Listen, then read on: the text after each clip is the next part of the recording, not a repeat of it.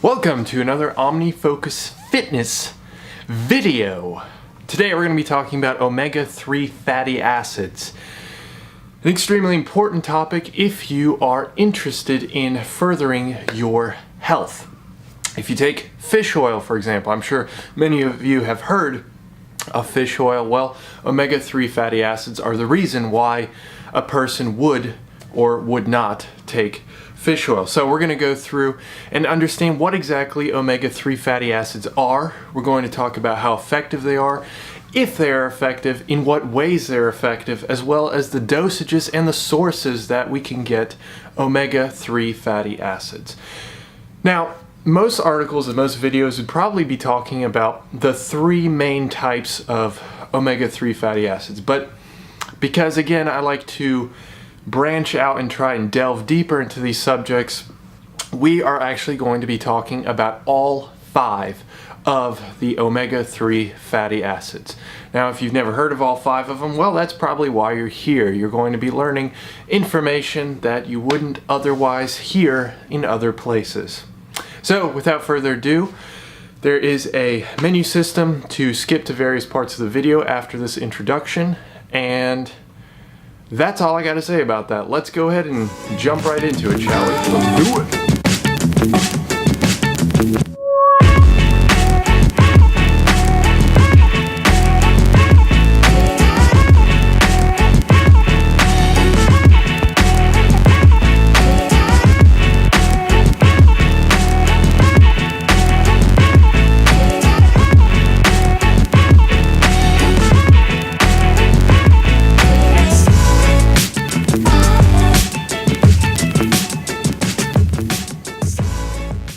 So what are omega-3s? They are fatty acids, so they are a subcategory of the macronutrient fat.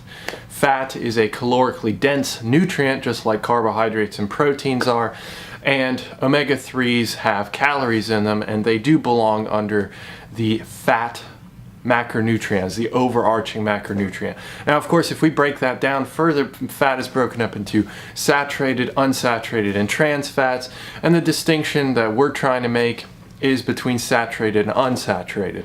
Omega-3s fall under unsaturated fats, and unsaturated fats are considered good fats. That said, unsaturated is then further broken down into monounsaturated and polyunsaturated.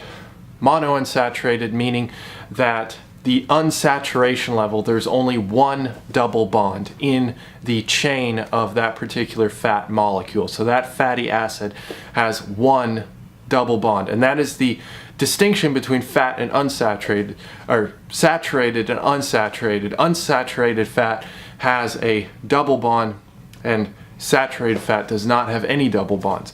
Now, of course, omega-3s are not monounsaturated fats, they are polyunsaturated fats, which means that there are multiple double bonds, and because they are polyunsaturated fats, they are considered the best type of fat. I put quotes around things because, of course, all things are dependent on context, and I don't like saying things are necessarily good or bad. It's very dependent on the context that you're looking at. Now, as far as omega-3 fatty acids, we are talking about an essential fat, and that means that the body cannot endogenously, so the body cannot synthesize this fat within itself. It can do that with other fats, but when it comes to this specific type of polyunsaturated omega-3 fatty acids, it cannot create out of nothing. It cannot create out of other substances. It cannot create omega-3 fatty acids. There is a caveat to that, and we'll get to it in later on in the video. But just for now, just think, okay, it's an essential fat because it cannot be synthesized within the body.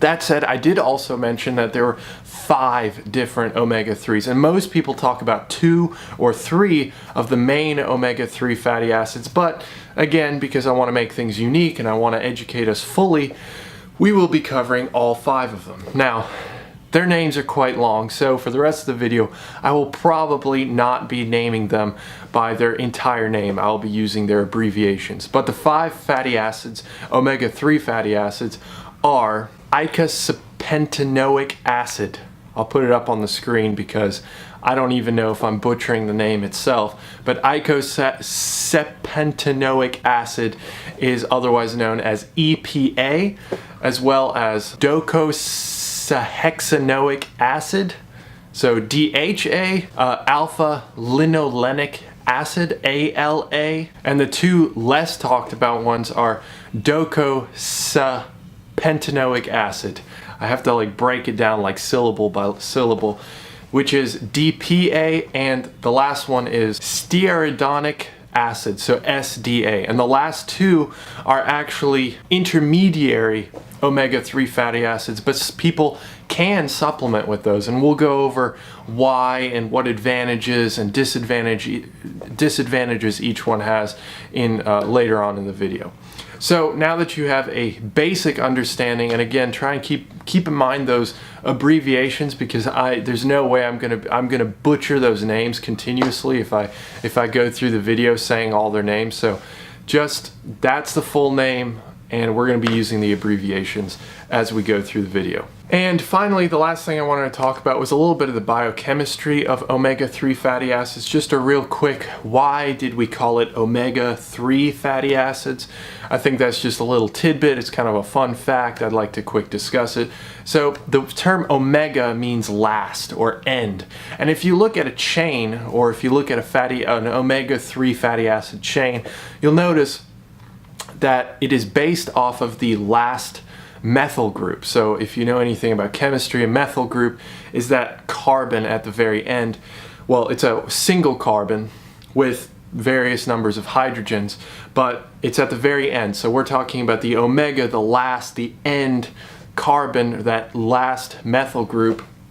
And then we count from there. And as we count the carbons. So because we're talking about an organic molecule, so we're moving from carbon to carbon. So we start from the first carbon, move to the second carbon, and by the third carbon, you'll notice from the third to the fourth carbon on all omega-3 fatty acids, on that third carbon is the beginning of the first unsaturation point. So the first point where we have a double bond, and that's where that 3 comes in. So the omega, meaning that first methyl group, basically the last methyl group in a way, depending on how you look at it.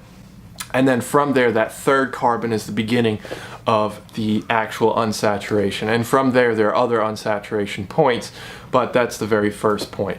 So that's the distinction. That's how we got to the name of omega-3 fatty acids. Just wanted to throw that in there. I thought it was interesting. All right, let's move on to the next section. Let's do it. Okay, as far as the function of these omega-3 fatty acids. First of all, just in a general sense, without like isolating each one like we will in a second, they're really important as far as, well, one, energy. I mean, fat in general can be used as energy, and we'll see that a little bit later on, but also cell membranes. So we really need certain fats to create cell membranes. So we can't really create complete cellular structures without certain fats, and that's certainly true with omega-3s, or just really unsaturated fats in general. So those are two big components, as well as metabolic processes. I mean, omega-3s are important in many different metabolic processes. So that's just kind of an overall look. Now let's delve into the actual health benefits and the actual functionality of these omega-3 fatty acids. So we're going to break this up into EPA, DHA, and DPA. So all three of those kind of do similar things. And if you'd like to know the distinction between, as far as like which one is a little bit more effective for one thing, one health benefit, or another health benefit, then go ahead and check out the article, which is linked below and completely free, ad-free, doesn't have anything attached to it. Just read it for your own edification. That's the important part. Just remember to try and educate yourself. Oh, and subscribe to the channel if you do want to have more. Anyways, moving on, now that I'm done with that. EPA, DHA, and DPA, I think I said all three of them. Yeah, okay. So they're very similar. And they actually have several different impacts. They have an impact on overall inflammation, which has been proven to be helpful in arthritis, arthritis as well as in cardiovascular disease. So the reason why it helps in cardiovascular disease is it reduces inflammation in terms of reducing the progression or the speed of arteriosclerosis and atherosclerosis. There's a distinction between the two, but both of those end up aiding in hurting us. It's a weird way of saying it, but they actually hurt us in terms of increasing plaque and decreasing the elasticity of our arteries. And both of those in combination certainly increase our risk of cardiovascular disease and heart attack. So EPA, DHA, and DPA actually mitigate some of that. So that's certainly a benefit of those, as well as they actually increase HDL cholesterol, so high density lipoprotein cholesterol increases, which is a good thing. I know most people think, oh my God, cholesterol, that's a bad thing. No, HDL cholesterol is actually a very good thing. It's something that if you have high HDL cholesterol, that is a good health marker. That's something that shows that your body's clearing out your system well enough, that it's actually going through the liver is working functionally, is going through is working really well. In very basic terms. Again, I don't want to go on a tangent. But your HDL raises from these omega-3 fatty acids, and there are other benefits as well, which I have included in the article. Go ahead and check it out. I'm just going to plug it one more time at the end of the video. I promise. All right, the other ones are ALA and SDA. And both of those are primarily used for energy. And I will sort of explain why in the next section, but they are primarily used for energy. However, and I did mention that there was a caveat to the actual synthesis of these specific omega-3 fatty acids. Now, by now you should be able to tell that the three omega fatty acids, but specifically the two EPA and DHA. DPA is an intermediate between those two, so you can actually start out with EPA, and your body can actually synthesize DHA. So, and each one of them has their benefits. They're very similar, but they each have kind of their advantages and disadvantages, and you want to have enough of both, specifically EPA and DHA. Now, talking about ALA and SDA, talking about those are primarily used for energy. However, ALA can also be converted to EPA, and then EPA can be converted to DPA, and then DPA can be converted to DHA. So again, we're having that conversion from ALA, which is very common, and I'm kind of giving it away. I'll discuss it some more later, but it's very common in the Western diet to have high amounts of ALA. So the body, although it can't, without any omega-3 fatty acids, if we don't have any ALA in our system, then it's impossible. Our body can't endogenously synthesize omega-3 fatty acids. But if we consume ALA, then we are able to create from ALA, we're able to create EPA and DHA. However, don't get too happy about that, because the synthesis of ALA to EPA is less than 1%. Okay, so it's really, really small. And then from EPA to DPA and then DPA to DHA, it's even less of a percent. So we're talking about 1% of 1%. It's almost immeasurable. It's really tiny, tiny, tiny. So don't bank on just taking an ALA and then hoping that you'll have enough EPA and DHA, which are the two that actually create most of those health benefits. You will have to take in EPA and DHA on their own. Now, going back to ALA and SDA, the reason why I mention SDA is because although it's extremely rare to find it in a pure form, so a supplemental form, because ALA gets converted to SDA, and then SDA then gets eventually converted to EPA, and then EPA, like I've mentioned, to DPA, and then DPA to DHA. So I feel like I'm just throwing a bunch of acronyms at you. Sorry about that, but hopefully you can follow along with me.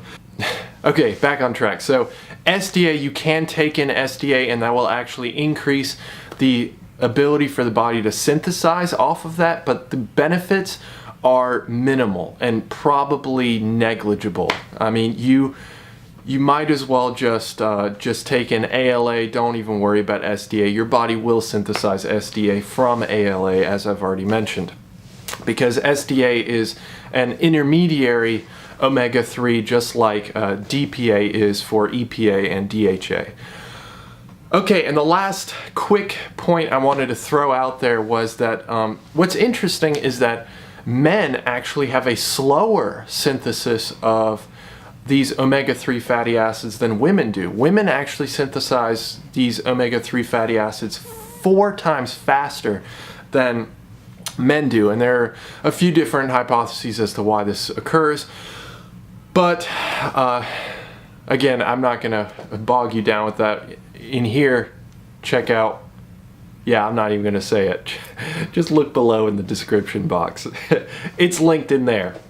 But yeah, so I just found that interesting. I just thought I'd quick share that, that women actually are able to synthesize. Does that mean that they shouldn't be supplementing? No, it doesn't. They absolutely, again, we're talking about fractions of a percent, so 4 times more than that. I mean, that's still not like, I mean, at most you're talking about 1% synthesis. That's not enough. That's not nearly enough. That's not going to cut it. Okay, so those are the benefits. We're talking about CVD risk decrease. We're talking about arthritis, inflammation decrease. We're talking about good cholesterol increasing. There are other benefits that are related to maybe like dementia. Of course, check out those details. And ALA is primarily used for energy, but it is also used to convert to the other omega-3s. And the 2 main omega-3s that have the most health benefits are EPA and DHA. All right, moving on. Let's do it.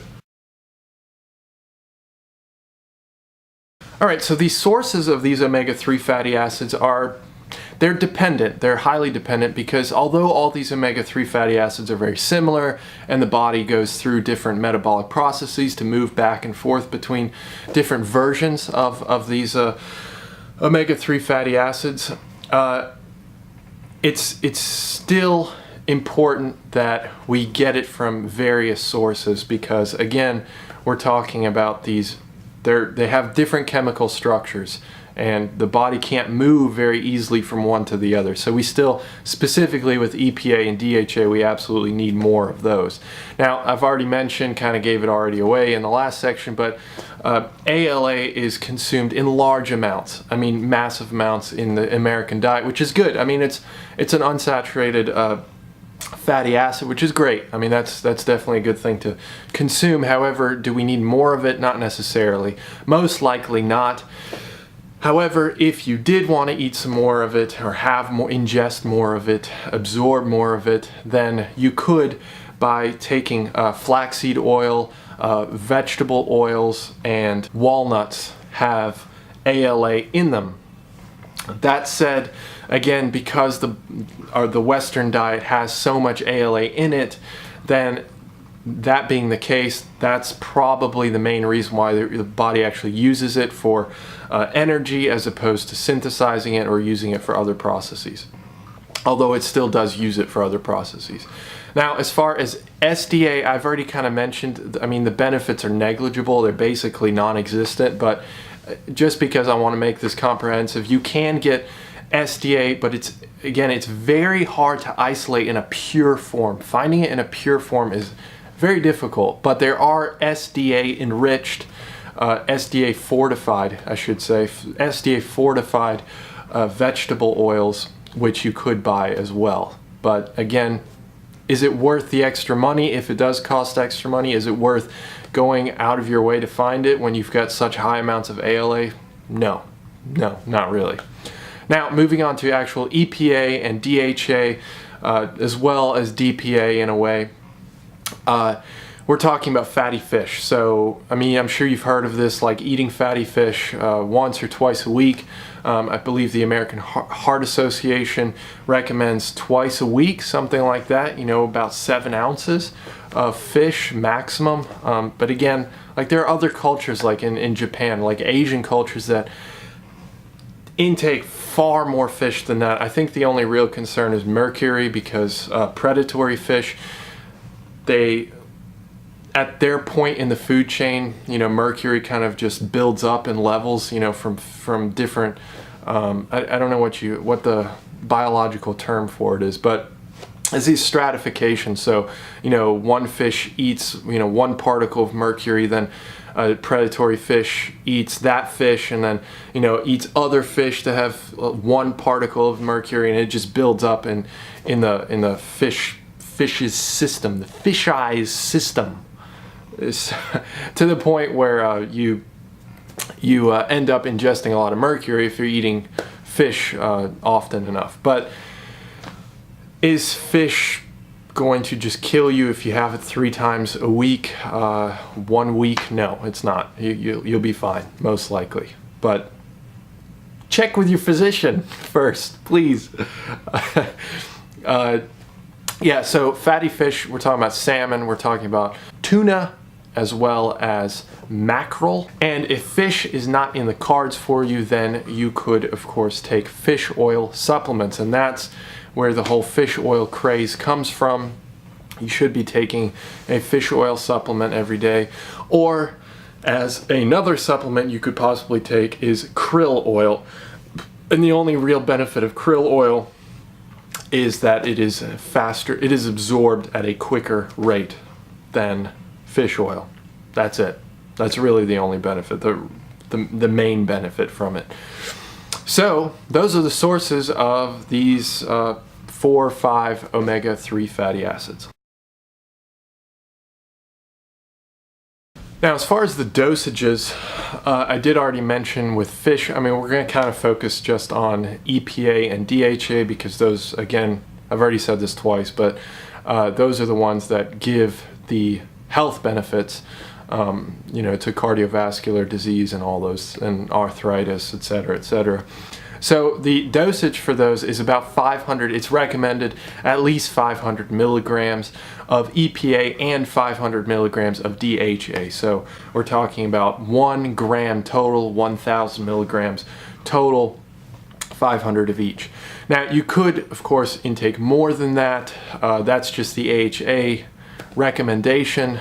Could you intake more than that? Yeah, probably, and you'd be fine. Again, consult your physician. That's that. Also, the fatty fish, like I mentioned, eating that twice a week, about 7 ounces total for that week, will also supply EPA and DHA. This is the summary of the video for those of you that need a quick recap. If not, please subscribe and check out the attached article. Alrighty, the summary section for you lazy bastards. Yeah, that was terrible. Okay, summary section.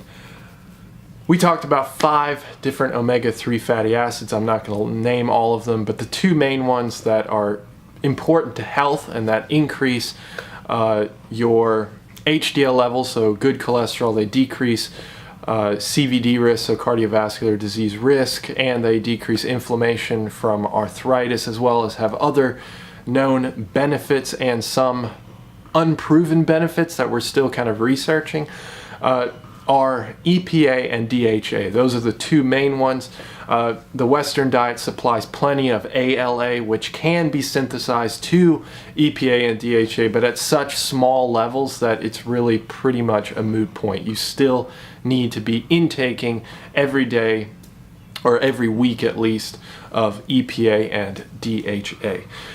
Now, as far as what sources you can get it from, is definitely fatty fish, getting that about twice a week, 7 ounces of fatty fish according to the AHA, as well as you could be taking in fish oil, and krill oil will supply both EPA and DHA for your health benefits. Now, as far as the dosages, you want to be consuming at least 500 milligrams of EPA and 500 milligrams of DHA.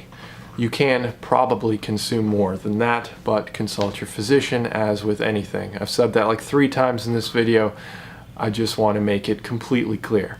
Okay, so that's your summary. That's everything that I've talked about in the video, minus like 1,000 details that are, I think they're interesting. I mean, I would recommend going back and watching the rest of the video, but it's up to you. So, that is it. If you found the information useful, please, and interesting, please subscribe to the channel. I put a lot of work into this stuff, and I plan on continuing to roll out this information, all scientifically backed, which I'm extremely proud of. Everything is sourced out to the max. You might not see the sources on the screen because I like to keep things nice and neat, but you can look at my sources down below in the article where the information is written out, as well as more information, more details if you're interested in learning more about the subject. I've got the article that I wrote, that I researched, that I edited, that I formatted, everything linked below.